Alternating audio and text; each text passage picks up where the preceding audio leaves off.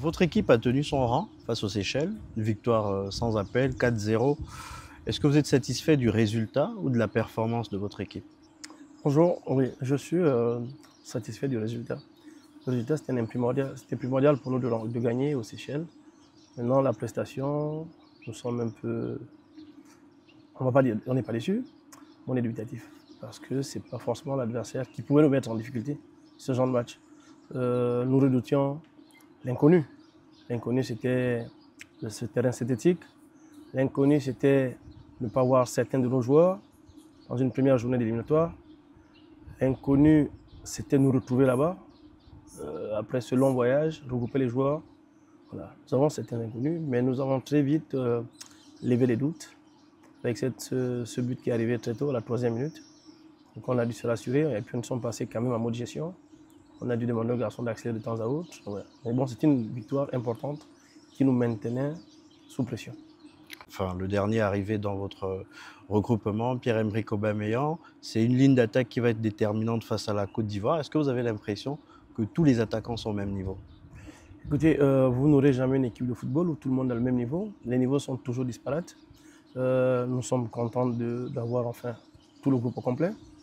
Nonobstant Johan, ou bien, qui est en protocole, tout dépendant de médecins, qui décideront quand ils devront reprendre. C'était le cas pour Kanga Gelor qui a déjà repris. Nous sommes heureux effectivement d'avoir tout notre effectif. Maintenant, pour marquer un but, il ne faut forcément pas avoir que des attaquants. Il faut avoir des grands attaquants pour faire les déplacements qu'il faut. Et il faut avoir une équipe qui soit disposée à pouvoir remonter le ballon. Ça aujourd'hui, c'est le gros du travail. C'est en gros ce que nous ferons cet après-midi sur le plan technico-tactique, essayer de travailler sur ces aspects-là, aspects importants, comment désarticuler, comment faire bouger le bloc ivoirien. De nouveaux visages ont brillé lors de cette rencontre face aux Seychelles. On pense notamment à Teddy, Andami, Averlan. Est-ce que vous pensez, on ne va pas vous demander vos tactiques, mais est-ce qu'ils ont une chance d'être titulaires face à la Côte d'Ivoire?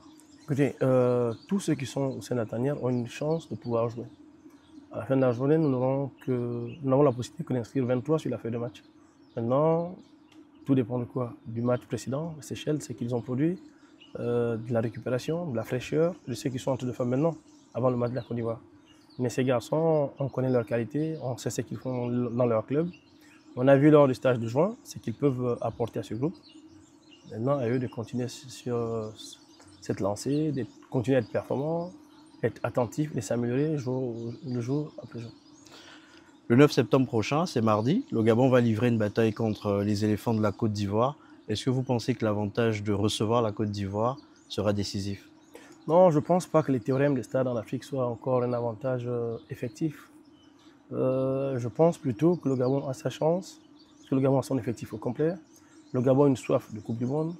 Le Gabon aujourd'hui bénéficie d'une mystique nationale qui fait que le peuple et son équipe nationale sont ensemble, convergent, et toutes ces ondes positives convergent dans le même sens. Maintenant, sur le plan technico-tactique, nous avons une équipe aujourd'hui qui a une très forte expérience.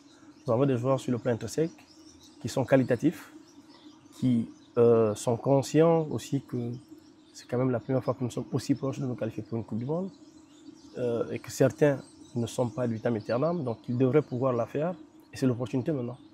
Toutes ces choses-là mises ensemble nous galvanisent, nous motivent. Maintenant, on sait qu'en face, nous avons la Côte d'Ivoire, qui est championne d'Afrique, qui est une grande nation de football africain. Nous avons du respect, mais ça va se limiter à ce que je viens de citer.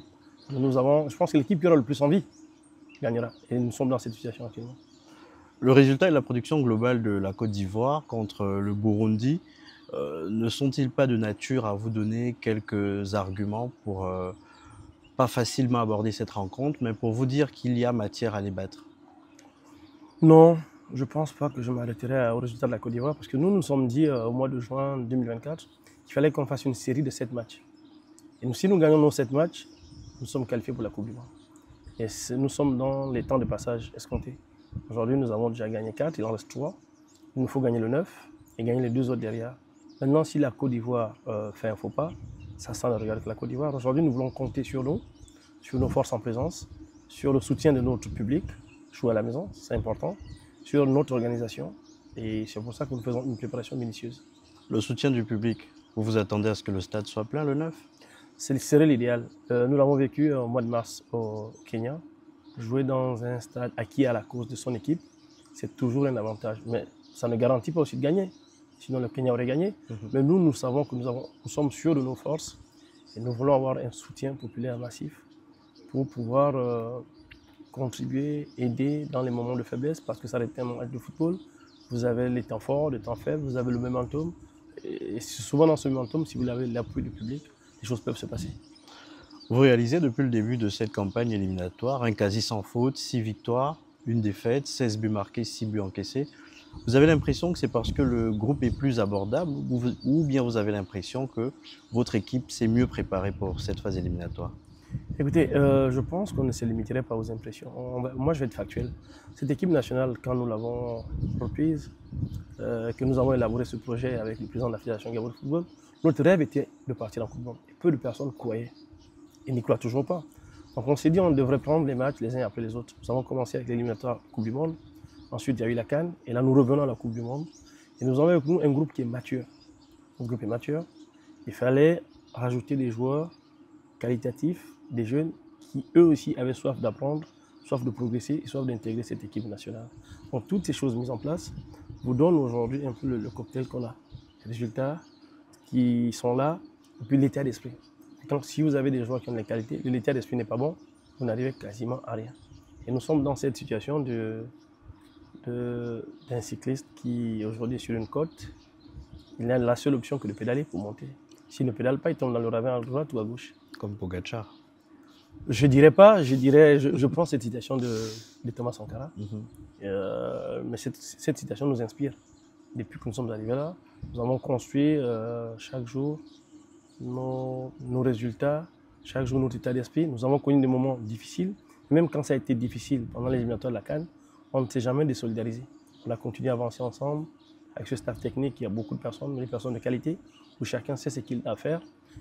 Ces joueurs, on a conçu cette union.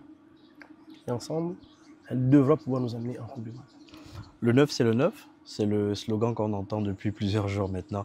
Comment il est compris au sein de la tanière? Écoutez, le 9, c'est le 9. Pour nous, c'était un rendez-vous. C'était un rendez-vous important. Il n'est pas encore crucial parce qu'après le match du 9, nous avons 2 autres matchs. Mais il est important de gagner le 9 pour avoir son destin en main. Ne pas gagner compliquerait les choses. C'est vrai que derrière, nous sommes aujourd'hui la première nation à être deuxième. On est quasi qualifié pour le tour de cadrage. Mais bon, ça pour nous, c'était un plan B. Le plan A pour nous aujourd'hui est de nous qualifier, battre la Côte d'Ivoire chez nous, ce qui n'est pas impossible, mais difficile. Mais nous devrons pouvoir le faire. Pour rendre le 9 vraiment. Pour que le 9 soit vraiment le 9. Un mot de fin, coach?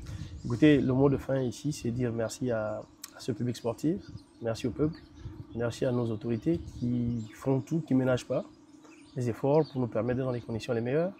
Merci à la Fédération gabonaise de football qui, malgré les difficultés, se démène comme elle peut pour qu'on ait un cadre de travail idéal.